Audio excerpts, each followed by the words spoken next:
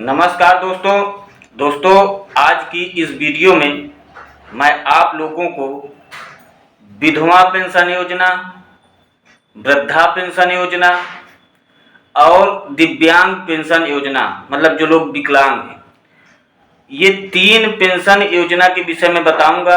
आप लोग इसके पात्र हैं या नहीं हैं, इसको बनवाने के लिए क्या क्या डॉक्यूमेंट्स लगेंगे, कैसे बनेगा, ये पूरा डिटेल आप लोगों को इस वीडियो में मिलेगा।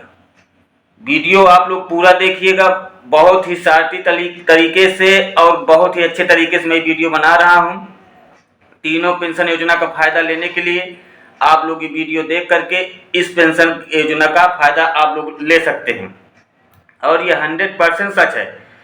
भारत में बहुत से लोग इसके फायदे ले रहे हैं, पर कुछ लोगों को जानकारी के अभाव नहीं है, वो नहीं बनवा पा रहे हैं, तो इसका फायदा नहीं ले पा रहे हैं। तो इसीलिए मैं वीडियो को बना रहा हूं और मेरे पास कमेंट भी बहुत सारे आए हैं, जिससे कि आप लोग भी ये जानकारी ले करके आप भी इस योजना का फायदा ले सकते हैं। तो चलिए मैं आप लोगों को बताता हूँ विधवा पेंशन, वृद्धा पेंशन और दिव्यांग पेंशन योजना के बारे में। नंबर 1, नंबर 2, नंबर 3 करके बताऊंगा स्टेप बाय स्टेप। तीनों के डॉक्यूमेंट, तीनों में क्या क्या क्राइटेरिया है, कौन कौन से व्यक्ति इसके पात्र हैं। सबसे पहले अगर आप लोग मेरे चैनल में नए हैं तो कृपया मेरे चैनल को सब्सक्राइब करके बेल आइकन को हिट कर दीजिएगा, जिससे मेरे वीडियो का पहला नोटिफिकेशन आप लोगों तक पहुंच सकेगा, क्योंकि मैं ऐसी यूजफुल वीडियो बनाता रहता हूं। और अगर आप लोगों को लीगल एडवाइस की किसी प्रकार की आवश्यकता पड़ती है तो उसके लिए मेरे वीडियो में कमेंट करिएगा। छोटा मैटर है तो मैं कमेंट बता दूंगा, बड़ा मैटर है तो वीडियो का एक पैकेज बना करके आप लोगों तक पहुंचाऊंगा, क्योंकि मेरे पास बहुत से कमेंट आते रहते हैं, मैं उसका सलूशन देता रहता हूं। तो चलिए सबसे पहले मैं आप लोगों को बता देता हूं विधवा पेंशन योजना। नंबर 1, विधवा पेंशन योजना उन महिलाओं के लिए है जिन्होंने अपने पति को खो दिया है, जिनके पति एक्सपायर कर गए हैं, नहीं है, जिनके पास आय का कोई स्रोत नहीं है, कोई किसी प्रकार की आय नहीं है कि वो अपना भरण पोषण कर सकें, अपना पालन पोषण कर सकें, ये आय का स्रोत नहीं है। इस योजना के तहत विधवाओं को प्रति माह पेंशन मिलेगी। कैसे मिलेगी? डायरेक्ट बैंक अकाउंट में आएगा। उसके लिए आपको करना क्या है, क्राइटेरिया क्या है, आवेदक की आयु 18 वर्ष से अधिक होनी चाहिए। मतलब कि जो विधवा हुई है उसकी उम्र 18 साल से ऊपर की होनी चाहिए। वार्षिक आय जो है वो 1 लाख रुपए से कम होनी चाहिए। साल में 1 लाख से कम की इनकम होनी चाहिए। आवेदक का पुनर्विवाह नहीं हुआ होना चाहिए, नहीं कि विधवा हो गई है फिर से शादी कर ली है उसके बाद इसका फायदा ले सकते, नहीं। अगर आप विधवा हैं तभी ले सकते हैं, दोबारा शादी हो गई तो आप इसके हकदार नहीं रह गए हैं। अब इसमें आवश्यक दस्तावेज क्या क्या लगेंगे? आधार कार्ड, पति का मृत्यु प्रमाण पत्र, आय प्रमाण पत्र जो 1 लाख से नीचे होनी चाहिए, बैंक पासबुक की कॉपी। बैंक पासबुक में जो कॉपी आप लगाएंगे डायरेक्ट उसी में पैसा आएगा। इसे आप ऑनलाइन और ऑफलाइन दोनों तरह से बनवा सकते हैं। नंबर 1। नंबर 2 चलते हैं दोस्तों। बहुत से कमेंट आए हैं जिनका दिव्यांग पेंशन योजना। दिव्यांग पेंशन योजना का उद्देश्य शारीरिक या मानसिक रूप से विकलांग व्यक्तियों को आर्थिक सहायता प्रदान करना है। सरकार का इस योजना के तहत अब दिव्यांग व्यक्तियों को प्रति माह उनके भरण पोषण के लिए पेंशन दी जा रही है और कई जगह इसके छूट भी मिलते हैं दिव्यांगों के लिए। बहुत से ऐसे छूट हैं। अगर उस विषय में चाहिए तो बहुत लंबी वीडियो हो जाएगी, उसको मैं अगर आप लोगों को चाहिए तो आप लोग कमेंट करिएगा, मैं दूसरी वीडियो स्पेशल में बना दूंगा।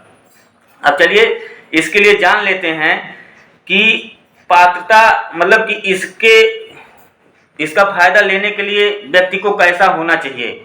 न्यूनतम कम से कम 40% दिव्यांगता होनी चाहिए। आवेदक की आयु 18 वर्ष से ऊपर होनी चाहिए। वार्षिक आय इसमें भी 1 लाख रुपए से कम होनी चाहिए। अब इसमें डॉक्यूमेंट्स जो लगेंगे उसके विषय में जान लीजिए।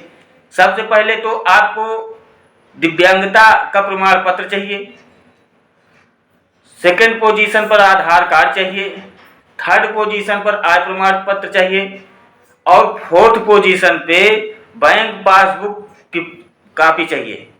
फोटो कॉपी बैंक पासबुक, उसमें जो अकाउंट, IFSC कोड सब कुछ होना चाहिए अकाउंट चालू रहना चाहिए। ये नहीं कि कोई पुराना अकाउंट दे दीजिए, क्योंकि इसमें भी जो पैसा आएगा वो डायरेक्ट अकाउंट में ही आता है, क्योंकि जो बिचौलिए लोग खा जाते थे उससे वो पैसा कोई नहीं खाएगा, डायरेक्ट आपके अकाउंट में आ जाते हैं। ये सरकार की विशेषकर सुविधा दी गई इस समय।